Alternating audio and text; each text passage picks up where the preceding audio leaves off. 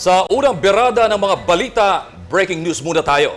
Tinatayang aabot sa 20 hanggang 23 pesos ang itataas na presyo sa kada litro ng diesel simula bukas, habang inaasahan ang hanggang 16 pesos na dagdag presyo sa kada litro ng gasolina. Samantala, all set na ang gagawing rollout ng fuel subsidy para sa mga truck driver bukas. Paalala ng Social Welfare and Transport Department, kumpletuhin ng mga kukuha ng 5,000 pisong ayuda ang requirements. Ang report mula kay Aimee Gatchalian. Handang-handa na ang tricycle driver na si Tatay Marlon sa gagawing 5,000 pesos fuel subsidy bukas. Inilabas na niya ang kanyang mga ID at iba pang requirements, at dahil malapit lang ang venue kung saan niya makukuha ang 5,000 pesos na fuel subsidy, maaga pa lang ay gagayak na raw siya. Papasalamat po kami para sa sa sobra kasing mahal ngayon ng gas. Wala lang kami kinipita. Kaya nagpapasalamat po kami sa gobyerno na binigyan kami ng ganun.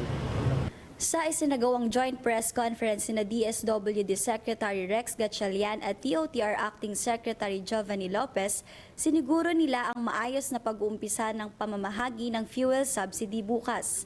Inanunsyo rin nila ang mga lugar kung saan magaganap ang payout. Kabilang narito ang Caloocan, Las Piñas, Makati, Malabon, Mandaluyong, Maynila, Marikina at iba pang lugar sa NCR.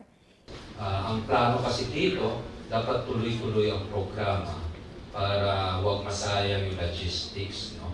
So ang isa sa mga pinag-usapan namin pagkatapos nitong mga tricycle drivers dito sa NCR, ang tansya po ng DSWD, because of their effectiveness, kakayanin nila ito ng 3 araw. Inanunsyo rin nila ang mga dokumentong kailangang dalhin para sa kukuha ng fuel subsidy tulad ng original at photocopy ng driver's license at iba pang patunay na kasama ang inyong pangalan bilang miyembro ng TODA.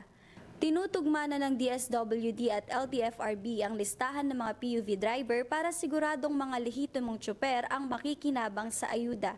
Pinag-aaralan na rin ng pamahalaan ang iba pang ayuda para sa mga operator. Sa susunod na Lunes, mga jeepney driver naman ang target ng DSWD at LTFRB. Mag-uumpisa lang sa National Capital Region ang rollout, pero mamimigay sila ng fuel subsidy sa buong bansa. Ayon kay Pangulong Bongbong Marcos, pinag-aaralan din nilang hindi one-time ang pamimigay ng fuel subsidy, kaya nire-review na rin ang pondo para rito. The ICE program runs around 60 billion to 62, I believe. You can fact-check nyo that, but nandyan sa range na yan. Pero naatasan kami ng Pangulo na itabi muna ang 30 billion para lang kung sakaling tumagal pa tong crisis na to, may naka-earmark for this cash relief assistance para sa ating mga tsuper.